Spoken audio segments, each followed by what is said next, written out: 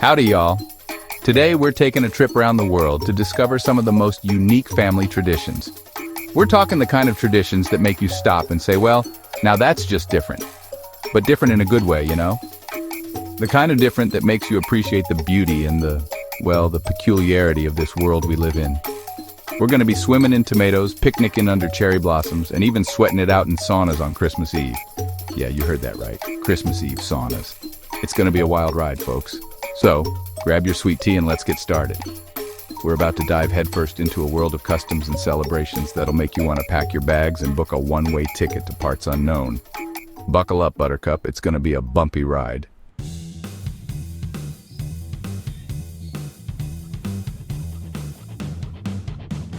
First stop, Spain. And hold on to your hats, folks, because things are about to get messy. We're talking about La Tomatina, a festival where the main event is, wait for it, a massive tomato fight. Imagine this. Thousands of people, young and old, gathered in the streets of Buñol, Spain, armed with nothing but ripe, juicy tomatoes. The air is thick with anticipation, the smell of tomato vines hanging heavy in the air. And then, bam, it's on. Tomatoes are flying left and right, painting the town red in the most glorious way possible. People are ducking, dodging, laughing, and slinging tomatoes with reckless abandon. It's a scene of pure, unadulterated chaos. And honestly, it looks like a darn good time.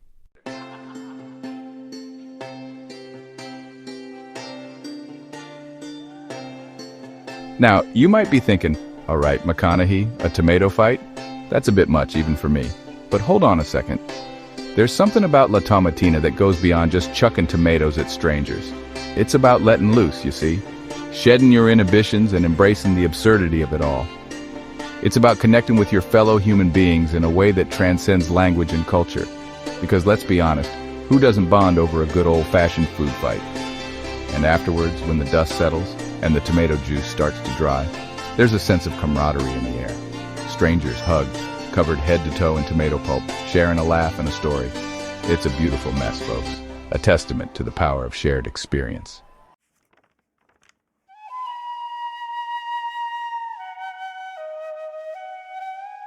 All right. Let's trade in the tomato carnage for something a little more serene, shall we? We're heading east to the land of the rising sun, where the cherry blossoms are in full bloom and the sake is flowing freely. It's time for Hanami, a Japanese tradition that celebrates the ephemeral beauty of nature. Picture this, families gathering under a canopy of delicate pink blossoms, spreading out their blankets on the soft grass and sharing a meal together. The air is filled with the gentle hum of conversation, the laughter of children chasing each other through the trees, and the soft rustle of petals falling like rain. It's a time for quiet reflection, for appreciation of the simple things in life, and for making memories that'll last a lifetime.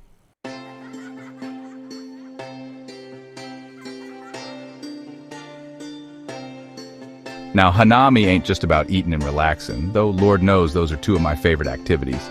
It's also about connecting with Japanese history and culture. You see, the cherry blossom, or sakura as they call it, holds a special place in the Japanese heart. It's a symbol of renewal, of the fleeting nature of life, and of the beauty that can be found in impermanence. And during Hanami, folks take the time to appreciate these things, to reflect on the cycle of life, and to find peace and tranquility in the present moment. So, kick back, pour yourself a cup of sake, and let the beauty of the cherry blossoms wash over you. This is Hanami, folks, and it's a tradition that'll stay with you long after the last petal has fallen.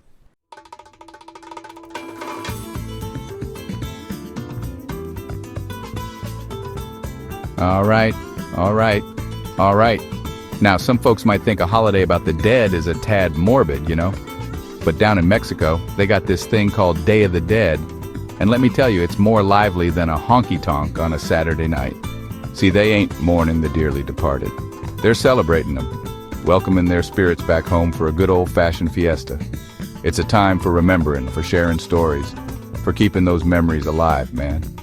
They build these beautiful altars, called ofrendas, loaded with offerings like food, drinks, even cigarettes for their loved ones. It's about connection, you see, bridging that gap between this world and the next. And the skulls, man. The sugar skulls, they ain't meant to be creepy. They're playful, artistic, each one a unique tribute to those who've passed on. It's a beautiful thing, really. This way they honor death while celebrating life.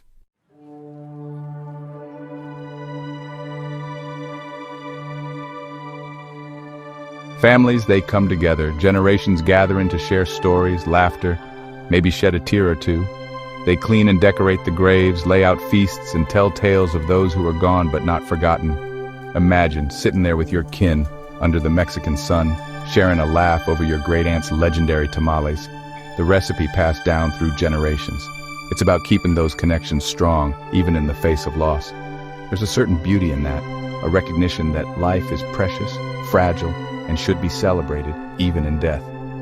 It's a time for reflection, for gratitude, for remembering that we're all just passing through this world, leaving our own stories behind. So next time you hear about Day of the Dead, don't think about darkness and sadness. Think about love, remembrance, and the enduring power of family. It's a celebration, man, a testament to the human spirit, and that's something worth celebrating.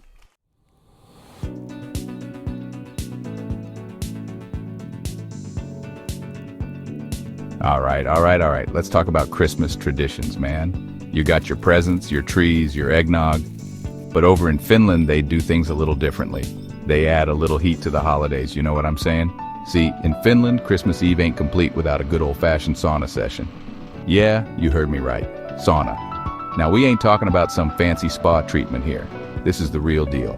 Wood-fired, steam rising, the kind of heat that'll make you sweat out all those holiday anxieties.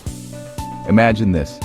It's Christmas Eve, snow's falling outside, and you're sitting in a cozy wooden room, the air thick with the smell of cedar and birch.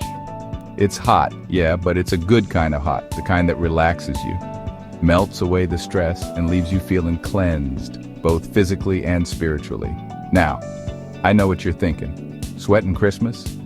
That ain't exactly festive, McConaughey. But trust me, man, there's something about it.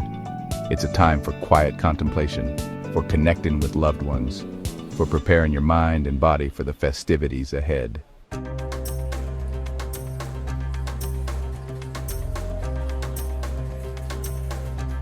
The sauna, it ain't just about getting clean, it's about getting right with yourself, with your family, with the world around you.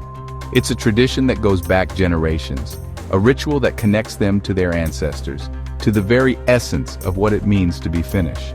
After the sauna, they bundle up in warm clothes, step out into the crisp winter air, and look up at the starlit sky. It's a moment of peace, of tranquility, a time to appreciate the simple things in life, like family, warmth, and the magic of the holiday season. And then, with their hearts full and their bodies rejuvenated, they gather around the fire, share stories, sing carols, and wait for the arrival of Joulupukki, the Finnish Santa Claus. It's a Christmas Eve tradition that's both unique and heartwarming, a testament to the Finnish love for nature, family, and the simple pleasures in life. So, this Christmas, why not take a page from the Finnish playbook? Forget the eggnog hangovers and the shopping mall madness.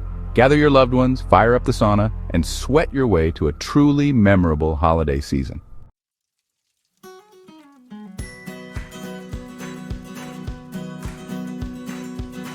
All right.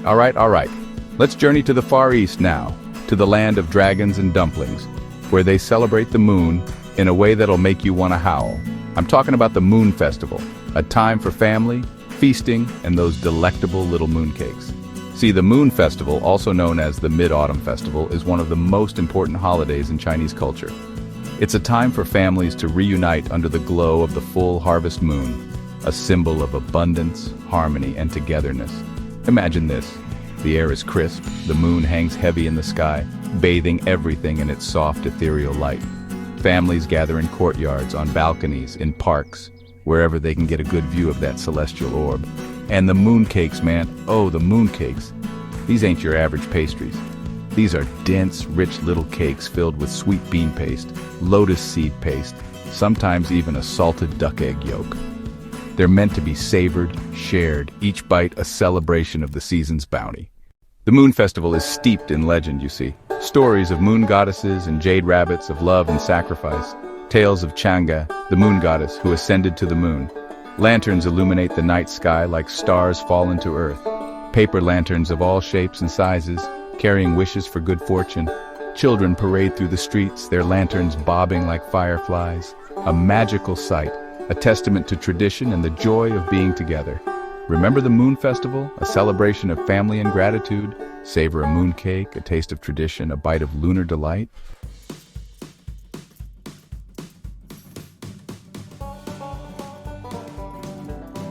All right. Let's talk about traditions, man.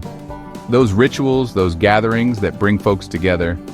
Now, over in the UK, they got this thing, this Sunday roast. It's more than just a meal, you see. It's an institution. It's family. Imagine this. Sunday afternoon rolls around, the smell of roast beef, lamb, or chicken fills the air. Your grandma's probably got the Yorkshire puddings going, golden and puffed up like nobody's business. And the gravy, oh man, the gravy simmering on the stove, thick enough to stop a train. It's a sight to behold, this feast laid out on the table. And it's not just about the food either. It's about the conversations, the laughter, the shared stories that flow as freely as the wine. The Sunday roast, it's a time to slow down, to savor the moment, to connect with loved ones. It's a tradition that's been passed down through generations, a reminder that some things, well, they just never go out of style.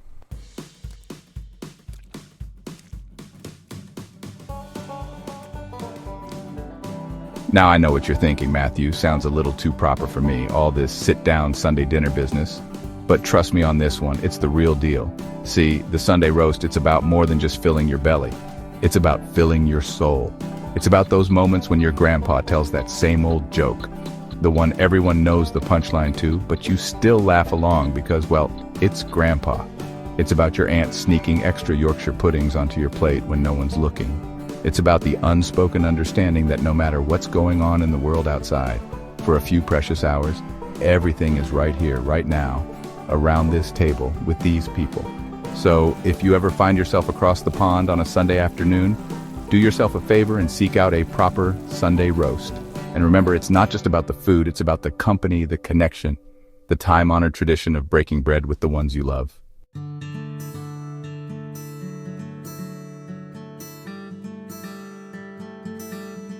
All right. Let's mosey on over to the States now, where we've got ourselves another tradition that's all about family, food, and, well, maybe a little bit of football too. That's right, folks. We're talking Thanksgiving. Picture this. Crisp autumn air, leaves turning shades of gold and crimson, and the aroma of roasted turkey wafting from every window on the block. It's a day for families to come together, no matter how far-flung, to share a feast and give thanks for all the good stuff in life. Now, Thanksgiving dinner, it's a sight to behold. You got your golden brown turkey, the star of the show, surrounded by a supporting cast of mashed potatoes, fluffy stuffing, tangy cranberry sauce, and let's not forget Grandma's famous pecan pie. It's a culinary symphony in brown and orange, and it's guaranteed to leave you unbuttoning your pants in a food coma of happiness. But Thanksgiving, it's more than just a massive meal. It's a time for reflection, for gratitude, for remembering what truly matters. It's about putting aside our differences, even just for one day, and coming together as a family, a community, a nation.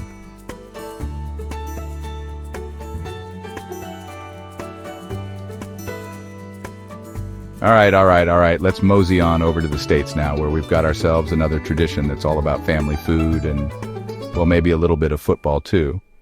That's right, folks. We're talking Thanksgiving. Picture this. Crisp autumn air, leaves turning shades of gold and crimson, and the aroma of roasted turkey wafting from every window on the block. Families come together to share a feast and give thanks for all the good stuff in life. Now, Thanksgiving dinner, it's a sight to behold. You got your golden brown turkey, mashed potatoes, stuffing, and cranberry sauce. And let's not forget Grandma's famous pecan pie. It's a culinary symphony in brown and orange, leaving you in a food coma of happiness. But Thanksgiving, it's more than just a massive meal. It's a time for reflection, for gratitude, for remembering what truly matters. It's about putting aside our differences, even just for one day, and coming together as a family, a community, a nation.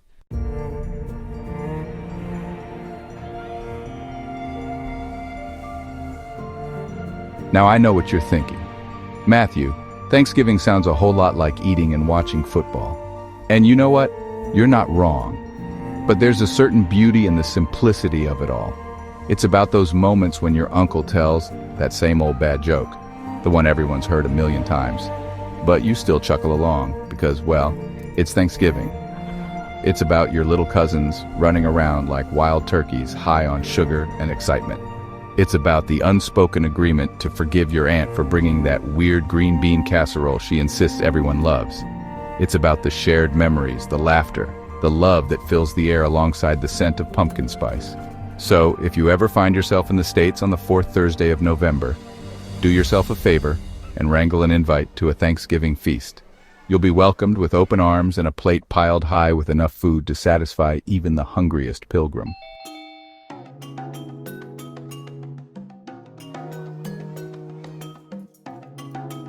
All right, let's hop on over to India now, where we're diving headfirst into a celebration that's all about light, love, and the triumph of good over evil. That's right, folks, we're talking Diwali, the Festival of Lights. Picture this, the night sky ablaze with fireworks, homes adorned with twinkling diyas, and the streets alive with music, dancing, and the sweet aroma of mithai. It's a 5-day extravaganza that marks the victory of light over darkness, knowledge over ignorance, and hope over despair. Now Diwali, it's a feast for the senses.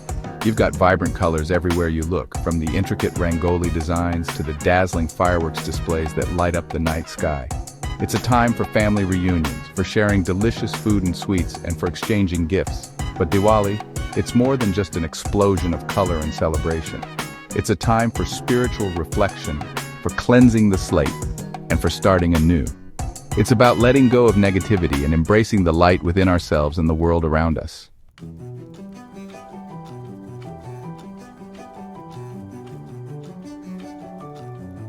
Now, I know what you're thinking, Matthew. Diwali sounds like a whole lot of fireworks and sweets, and you know what? You're not wrong. But beneath all the sparkle and sugar lies a deeper meaning, a message of hope and renewal. It's about those moments when you light a diya with your family, the flickering flame symbolizing the triumph of good over evil. It's about the laughter of children as they exchange gifts and burst firecrackers in the streets. It's about the aroma of incense filling the air, creating an atmosphere of peace and tranquility. It's about the shared stories, the ancient traditions, the vibrant culture that comes alive during this magical festival. So if you ever find yourself in India during Diwali, do yourself a favor and immerse yourself in the festivities. Witness the dazzling lights, savor the sweet treats, and let the spirit of Diwali illuminate your soul.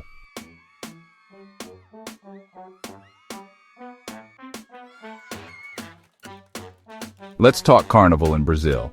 This ain't your mama's backyard barbecue, folks. We're talking a full-on explosion of color, music, and well, let's just say feathers and sequins ain't in short supply. Imagine a whole city, streets pulsing with music, everyone decked out in costumes so elaborate they make a Mardi Gras float look like a kid's art project. This is a party that's been brewing for centuries, a time to let loose before Lent. And when I say let loose, I mean it. We're talking samba rhythms that get in your soul, make you want to move even if you got 2 left feet. It's infectious, man. You can't help but get swept up in the energy, the joy, the pure, unadulterated celebration of life. Families, they're right there in the thick of it, kids perched on shoulders, grandparents tapping their toes.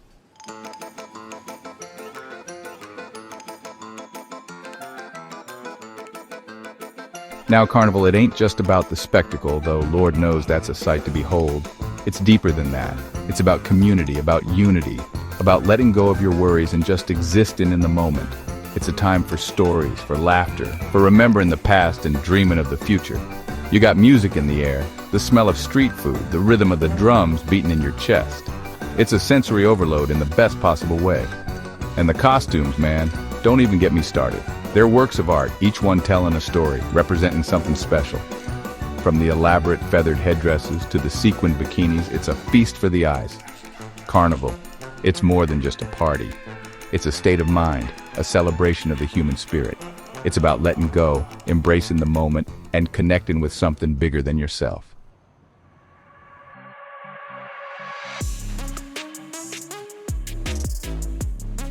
All right, folks, let's journey north now to the land of the midnight sun, Sweden. We're talking midsummer, a celebration so joyful, so full of life, it could melt the frost off a polar bear's nose. Imagine this. Long summer days, the sun barely dipping below the horizon, casting a golden glow over everything. It's a magical time, and the Swedes, they know how to celebrate it right. We're talking flower crowns, folks, the kind that would make a fairy jealous. We're talking maypoles, tall and proud, adorned with ribbons and flowers, just begging to be danced around. And dance they do, with a joy and abandon that's downright contagious. Families gather, generations young and old, joining hands, singing songs, and celebrating the warmth and light of the summer solstice. It's a beautiful thing, seeing tradition passed down like that, keeping the spirit of midsummer alive.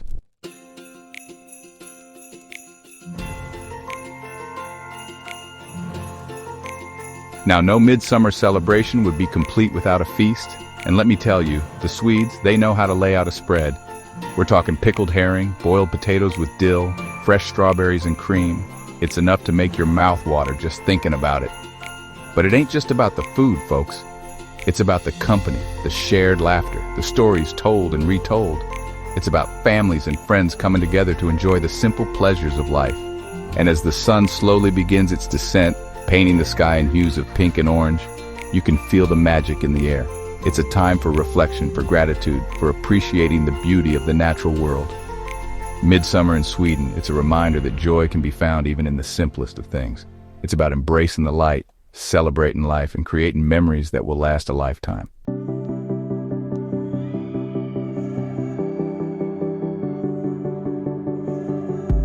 Well, folks, that's a wrap on our journey through some of the world's most unique family traditions. We've laughed with the tomatoes in Spain, found peace under cherry blossoms in Japan, and danced with the midnight sun in Sweden.